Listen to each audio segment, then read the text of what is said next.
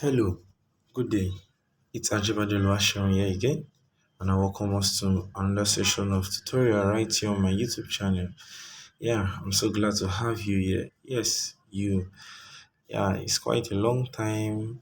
Yeah, and we are back again.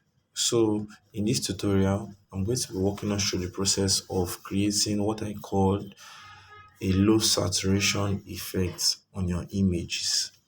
Yes. So it's beyond just the B and W, which is black and white that we all know. So without further ado, I'm just going to show us this is the before of the image and this is the after. So you can see I'm going to walk us through the process of creating this effect now. So what I'll just do, I'm on Lightroom, so I'm just we just go to adjustments. So and everything clear. Okay.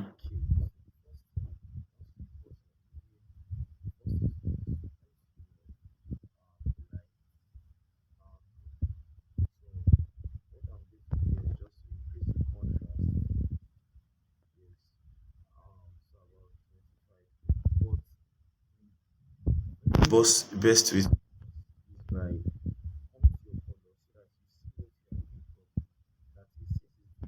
low saturation effect you can start from your color. So instead of just coming to this place and just start black and white, you can actually do this on any of your apps, either your Canva or your Pixellab. You can just go and just reduce the saturation. But I don't want us to do this. I want us to work on it properly. So we're just going to disengage this. That is just tap on the bar. Yeah, and so we have a clean stuff here. So what I'm going to do now is to reduce the saturation till the end. Yes, that is, you have a saturation of -100. Then what you can now go back to your light and increase the light. Let's give the contrast of 55. Then reduce the exposure by -10 or -20, depending on you. Yeah, -20. Then the highlights, I can just increase my highlights to about 65 or thereabouts. Then I can reduce the shadows or increase the shadow. Let's see increment of the shadow. So about 28 or if we reduce the shadow. So depending on you now, like I said in my previous tutorials on editing images, these things are dependent on you. So let's see what this is. So let me just reduce the shadow. You can start to reduce the shadow if you want it to reduce that. So let's reduce the shadow to -25, right? So then I'm going to leave the white that way. Then I'm going to let's see reducing the black. Yeah, reducing the black to about 40 -40 rather. Then you now go back to your color. Then the temperature of the color, you are going to what's it called? Reduce it to -32 or -35 at most. So I think yeah. So okay. So let's start the limiting that vibrance. So I'm just going to increase the vibrance to about 60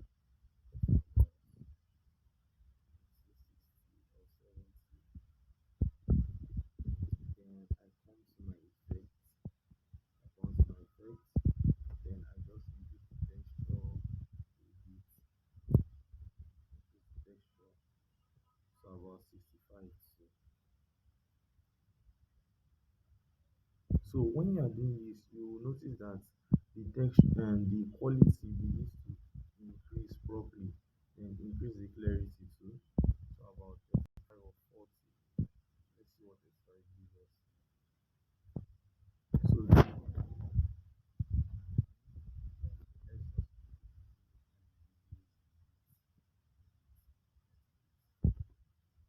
okay. So let's see. Let's see this. So if you notice that this is way much different from the normal saturation effect that you just add what's called the black and white stuff. This is way much more different. So that is why this is kind of very much better. So you can work with a DAs of 25. Now sharpening a bit, just a bit. So about 10, 15. You get. And that's good. So 15, sharpening of 15, a detail of probably 30. Can you see? Now look at this.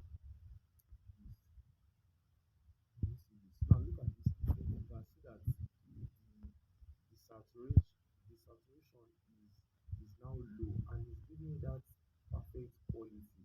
You can see it. So this is just how to create a low saturation effect. You can see just like instead of you just coming to your color and just tap on black and white or using saturation on Pixellab or there or you come to Lightroom and just work on this problem. So this is basically how to create a low saturation effect. Thank you for staying to the end. In the next video tutorial, I'm going to be showing us how I added this low saturation effect image on a particular design that came out very nice.